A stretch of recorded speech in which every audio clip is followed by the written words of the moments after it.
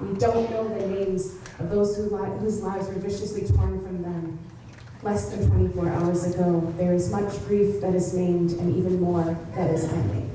There is a traditional practice for Trans Day of Remembrance where you read the names of the people who have died in the last year. Nakai David, age 33, Oakland, California, December 2021. There's a Jewish teaching that people die twice. Martina Caldera, age 38, Channelview, Texas, December 2021. When their heart stops beating, and then when their names are said for the last time. Zanaya Williams, age 21, Houston, Texas, December 20th, 2021. And so it's important for us in community to keep saying the names of the people who were murdered. Kiana Stone, age 32, Indianapolis, Indiana, December 28th, 2021. Today was a planned service for Trans Day of Remembrance, but because of the tragedy at the Club Q this last evening, it shifted to become a community vigil for those whose lives were lost, as well as its original intent as a Transgender Day of Remembrance. Last night at midnight, a shooting happened at a local gay club. 5 people were killed, an unknown number of people were injured. And today, the local queer community all got together to reinforce the bonds that we have with each other, to make sure that everyone was accounted for and that anyone who needed help or support or companionship today was not alone. So Club Q is one of the places that we felt the most safe to dance and be ourselves. It was a place where people met each other and congregated.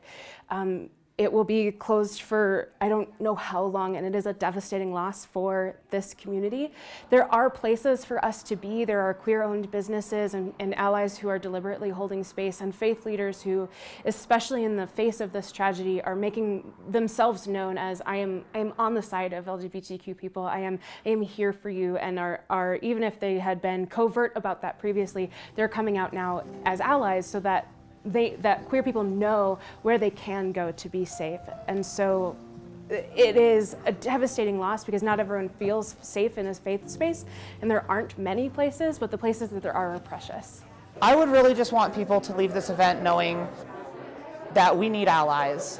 We really need allies now more than ever, especially this community in the coming days and weeks, especially as names of those who we lost are released.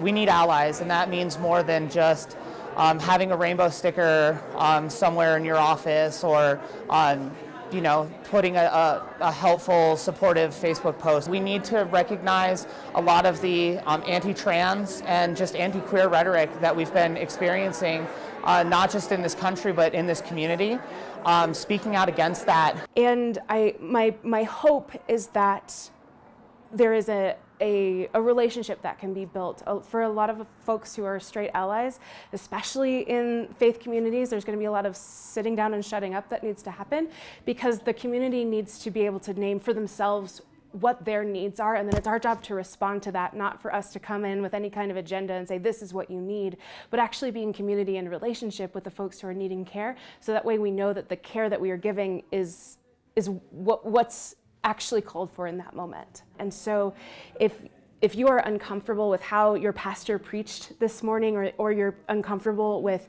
how your community is responding to this tragedy, pay attention to that and find the places where your questions are honored and where you can do the unpacking that's necessary so that these death-dealing theologies don't take hold, because they are poison and they are killing people.